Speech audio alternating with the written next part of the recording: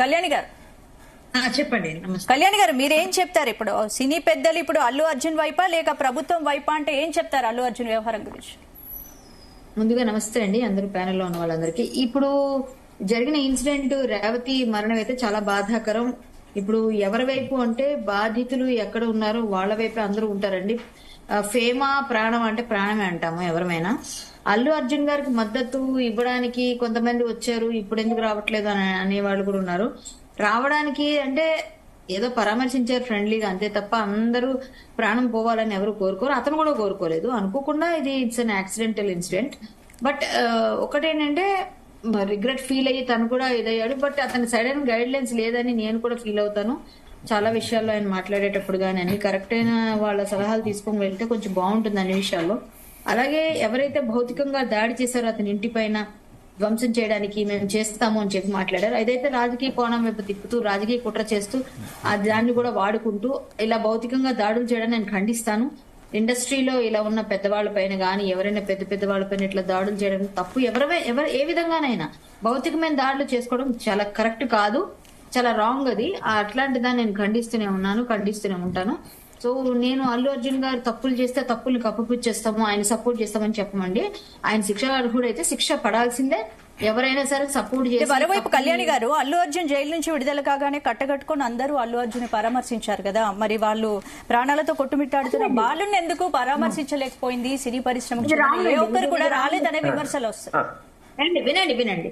ఇప్పుడు అల్లు అర్జున్ గారిని పరామర్శించారు, మీరు హాస్పిటల్కి ఎందుకు వెళ్ళలేదు అన్న తప్పు. ఎందుకంటే అల్లు అర్జున్ గారు ఇక్కడ వెళ్ళినందుకే ఇంత పెద్ద ఇన్సిడెంట్ అయింది. పెద్ద ఈ సినిమా ఇష్యూ సినిమా హాల్లోనే అయినందుకు తొక్కిసలాడుతూ చాలా మంది చనిపోయారు.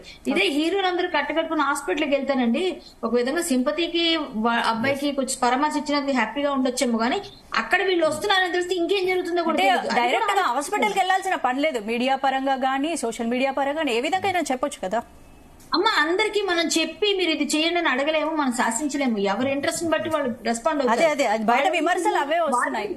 వాళ్ళు ఎందుకు చేయలేదు వీళ్ళు ఎందుకు చేశారంటే కొంతమంది రెస్పాండ్ అయ్యి ఏదో తుఫాన్ రాగానే ఒక ₹1,00,00,000 ఇస్తారండి, ఇంకొకరు ఇవ్వలేరండి. మీరు ఎందుకు ఇవ్వలేదు, వాళ్ళు ఇచ్చారు కదా అని అలా అడుగుతారు. అలాగే ఇప్పుడు వీళ్ళు వెళ్ళారు కదా, వీళ్ళు వెళ్ళడానికి ఎందుకు అవకాశం లేదని కూడా అడగలేము. వాళ్ళ ఇష్టం, వాళ్ళ తాలూకా మానవత దృక్పథంతో కోణంతో చూడాలి మనం. అది అలా వాళ్ళకి ఇష్టం లేదమ్మో, వాళ్ళు బయటికి రావడానికి ఇష్టం లేదమ్మో, వాళ్ళు వెళ్ళలేదమ్మో. మీరు ఎందుకు వెళ్ళలేదు, ఆయన దగ్గరికి ఎందుకు వెళ్ళడానికి కూడా మనకు రైట్స్ లేవు ఎవరికి. ఇప్పుడు ఈయనే కాదు ఎవరికైనా, మనకు నచ్చితే మనం వెళ్తాం, నాకు నచ్చితే నేను వెళ్తాను, ఆయనకు నచ్చితే వెళ్తారు, ఇంకొకరు నచ్చితే ఇంకోళ్ళు వెళ్తారు. వీళ్ళు ఎందుకు రాలేదంటే అది వాళ్ళ పర్సనల్ కదా, మనకేం సంబంధం, మనం ఎలా అడుగుతాం దాన్ని? అది అడగకూడదు అసలు. ఫస్ట్ ఆ క్వశ్చనే రాంగ్. ఇంకోటి ఏంటంటే వెళ్ళాలి అని వాళ్ళకి మానవత దృక్పథంతో వాళ్ళు వెళ్ళాలి, వాళ్ళకి ఆ ఫీల్ ఉండాలి, వాళ్ళకి ఆ బాధ్యత ఉండాలి. ఇక్కడ ఫ్రెండ్ కాబట్టి వెళ్ళి ఉంటారు, వాళ్ళకి తెలియదు కాబట్టి మేము వెళ్తే ఎలా ఉంటుందని వెళ్ళకపోయి ఉంటారు. దాన్ని మనం ఎలా క్వశ్చన్ చేస్తాం? అదేలా అందరూ ఎందుకు అడుగుతున్నారు, ఇక్కడికి ఎందుకు వెళ్ళలేదు అక్కడికి ఎందుకు వెళ్ళారని ఎలా అడుగుతారు? అది రాంగ్ కదా. అది ఎవరి వ్యక్తిగత స్వవిషయం కదా. అది మనం ఎలా దాన్ని కంపేల్ చేస్తాం? కంపేల్ చేయడానికి మనం ఎవరం అసలు? ఫస్ట్ ఎవరి పర్సనల్స్, ఎవరి తాలూకు పర్సెప్షన్స్ వాళ్ళకు ఉంటాయి కదా. సో అది రాంగ్ అని నేను అనుకుంటున్నాను. అలా మాట్లాడకూడదు, అలా చెప్పకూడదు ఎవరు కూడా. వాళ్ళు రాకపోతే వాళ్ళ వ్యక్తిగతం అండి, వాళ్ళకి ఇష్టం లేదు, వాళ్ళు అంతే, వాళ్ళ బుద్ధి అంతా కూడా వదిలేయాలి. సో ఇప్పుడు మాకు నచ్చింది మనం వెళ్ళి ఆ పిల్లలకు సానుభూతి తెలుపుతాం. ఆ పిల్లలు నిజంగా కోలుకొని తొందరగా రావాలని కోరుకుంటున్నాను.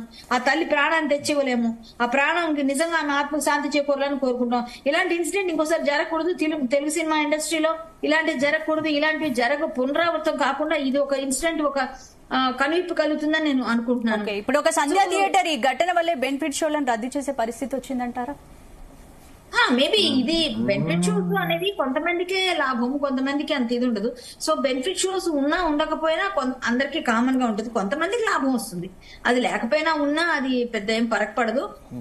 ఉంటే కొంతమంది లాభపడతారు, కొంతమంది ఫ్యాన్స్ సంతోషపడతారు. ఇప్పుడు కొంచెం డిసప్పాయింట్ అవ్వచ్చు. కానీ సంధ్యా థియేటర్ ఇప్పుడు గవర్నమెంట్ 50%, 30% అల్లు అర్జున్, 20% సంధ్యా థియేటర్. ఇది ఇప్పుడు రేషియో అన్నమాట. ఈ ముగ్గురు బాధ్యులు దీనికి. పరోక్షంగా ప్రత్యక్షంగా అల్లు అర్జున్ గారు బాధ్యులైపోయారు. అలాగే సంధ్యా థియేటర్ యాజమాన్యం, అలాగే ముఖ్యంగా ఫెయిల్యూర్ ఆఫ్ గవర్నమెంట్ అంటే పోలీస్ యంత్రాంగం అంటారు. అంటే క్లియర్ గా పోలీస్ యంత్రాంగం విఫలమైంది. గేట్ దగ్గర ఆపేసి మీరు అల్లు అర్జున్ అయినా వాళ్ళ తాతగారైనా మాకు అనవసరం అండి, మీరు పక్కకి వెళ్ళిపోండి అని చెప్పి ఆపేసి లోనికి ఎంట్రీ ఇవ్వకపోతే ఈ లోనికి వెళ్ళకపోయిన మనిషి ఎలా చనిపోతారు? తొక్కిసలాట ఎక్కడవుతుంది?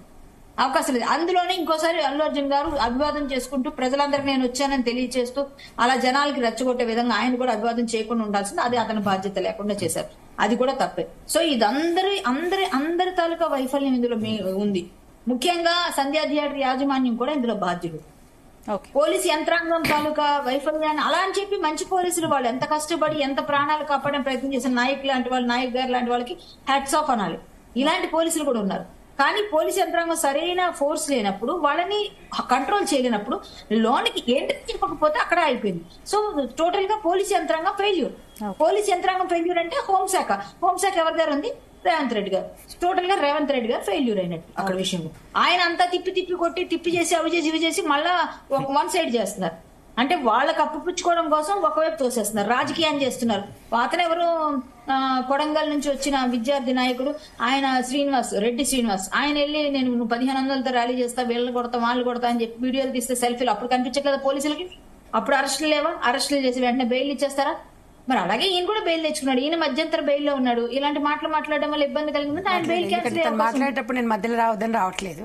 ఓకే, చెప్పండి. ఇప్పుడు రాజకీయం చేయొద్దని మనమే అనుకున్నాం. ఇంకొకటి, మేము కాంగ్రెస్ పార్టీ దీన్ని పర్లాన్ని పొడిగించాలనుకోలేదు. నేను అట్లా తప్పులు తీయాలంటే ఇప్పుడు 100 తీస్తా.